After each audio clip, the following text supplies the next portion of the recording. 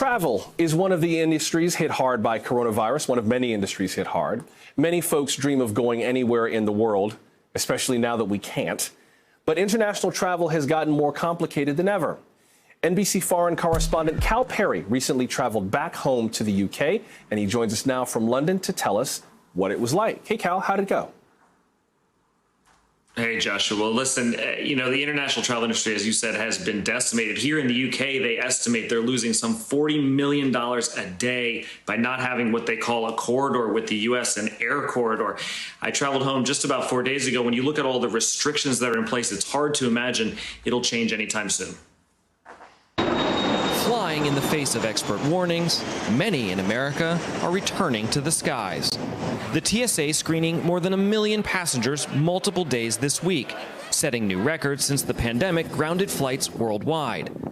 Only a fraction are flying internationally, but I was one of them, returning home to my family in the UK after an election cycle on the road. Before even heading to the airport, my pre-flight checklist included a saliva test in Chicago. So you hear the funnel here, loud click, unscrew the funnel tube from the thing. All right, should I go for it? My work trips to the U.S. getting longer because there's never been a more complicated time to fly abroad. I had to go online, fill out a health questionnaire saying where I would quarantine, giving my home address, giving permission for them to trace and check up on me. To travel to the UK from the US right now, you need to either be British or have UK residency and proof that you present at check-in. Now, do you reside in the UK, sir? I do. Do you want my residency? I do.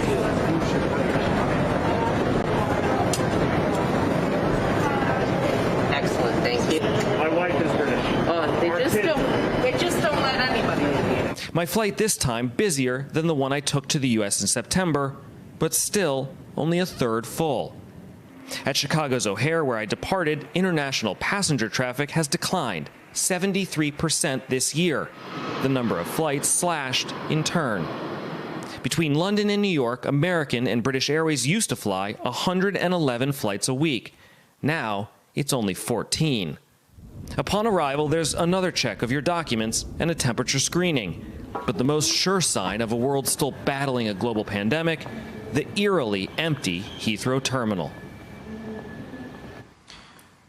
You know, Joshua, it's really that quarantine here in the UK, 14-day mandatory quarantine. I'll do 10 days here in an apartment near my house before I go home. I want to try to do what I can to shield my family potentially from the virus. That's the problem. It's that amount of time that people have to spend when they get here that's really preventing them from traveling, Joshua.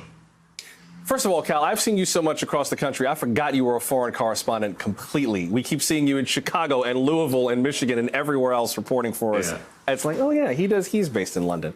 But with regards to that, in terms of you being able to go back to London, what does it look like for other international travelers? I mean, airlines have just been hammered by the pandemic. There was a report out today that predicted that the world's airlines would lose $118 billion this year. What's the future of international travel look like? Look, before a vaccine, I think it's going to be incredibly difficult. There are millions of people like me, right, whose families live in one place, they work abroad. I work in the U.S., my family is here, and popping back for a couple of days is impossible now. That's why I'm doing 10 to 12 to 14 weeks at a time in the U.S., because you have to quarantine on this end. Now, the airlines are going to try to roll out a testing scheme. They're going to try in mid-December here in London. If you're willing to pay for a test after day 5, and assuming those results are negative and you don't have any symptoms, it'll cut a week off the quarantine, but you're still talking about a week in quarantine before you can go outside. And here in the UK, they follow up. They check, they phone call, and they can stop by at any time. There's that very heavy fine. And for people like me, your residency could come into play, I would assume. So it's not something that people mess around with. And again, it's just time consuming. Once the vaccine comes, that's what airlines are hoping is going to open things back up again. We've already heard from Australia, for example, who says that all foreign travelers will need to have that vaccine before they can even enter the country, Joshua. It's so wild to see airports like Heathrow, O'Hare, LaGuardia that are less crowded than they normally are. How safe did you feel taking these flights?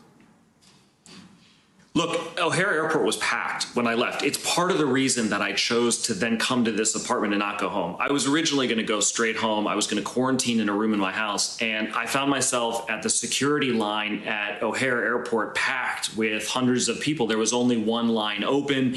It was a shift change. I was around people at the gate, and I mean not socially distant at all, around the gate waiting to board. And then when I landed, I waited for my bag for about 45 minutes. There's been a real problem here of people being furloughed, of people being laid off. Not as many people are here to check the bags. It's one of those knock-on effects of the pandemic economically. So you have all these choke points when you do travel that I think rightly so make people very nervous, made me very nervous at those points. Then, of course, as you said, at Heathrow, at Charles de Gaulle, at these international airports, you land and there's nobody there. So you have this two sides of the coin. In the U.S., the airports are packed around Thanksgiving.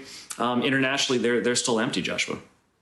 Thank you, Cal. I'm sure you're glad to be back home. We appreciate the report. That's NBC foreign correspondent Cal Perry in London. Thanks, Josh. Hey, NBC News viewers, thanks for checking out our YouTube channel. Subscribe by clicking on that button down here and click on any of the videos over here to watch the latest interviews, show highlights, and digital exclusives. Thanks for watching.